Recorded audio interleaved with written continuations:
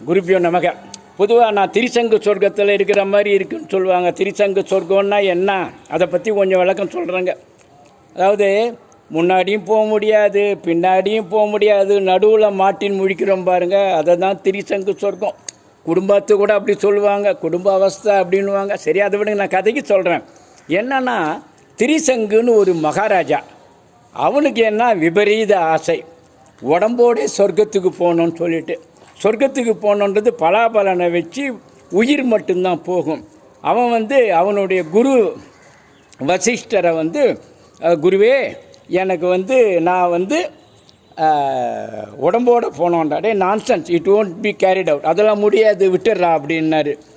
அவருடைய வசிஷ்டரோட குமாரர்கள் இருக்கார், அவங்கள போய் கேட்டான், எனக்கு பண்ணுடான்னாங்க. நீ சண்டாளனா போடான்னு சொல்லிட்டு குமாரர்கள் சொன்னாங்க. அவன் என்ன பண்ணான், இந்த திரிசங்கு மகாராஜா சண்டாளனா ஆகிட்டு சுடுகாட்டுக்கு போகிறான். ஏன்னா சண்டாளனான அங்கே தான் போவான். அந்த இடத்துல வியாசரை பார்க்குறார். வியாசர் இல்லை, விஸ்வாமித்திரரை பார்க்குறாரு. விஸ்வாமித்திரரை பார்த்த உடனே அவர் நீ என்ன, அவருக்கு தெரிஞ்சு போச்சு. இங்கே வாயா, நீ திரிசங்கு மகாராஜானார். ஆமாம் சாமின்னா.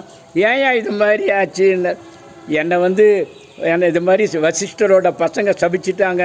யூ டோன்ட் வரி, நான் உன்னை திரிசங்க சொர்க்கத்துக்கு அனுப்புகிறேன், அவங்க மூஞ்செல்லாம் கரிய பூசுகிறேன்னு சொல்லிவிட்டு தன்னுடைய தவ வலிமையிலால் என்ன பண்ணார், உடம்போடவே நேர திரிசங்க சொர்க்கத்துக்கு அனுப்புகிறாரு.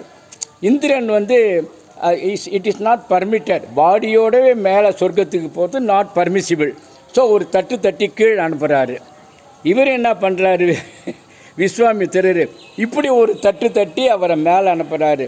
மேலே கீழே பட்டுன்னு அடித்து என்ன பண்ணுறாரு, நடுவில் இந்திரன் சொல்கிறாரு, விஸ்வாமித்திரர், நீ திருப்பி இதை மாதிரி பண்ணேன்னா ஏற்கனவே உன் தவம் போச்சு, சுத்தமாக போயிடணுன்னு வழியில் நிறுத்திட்டாருங்க.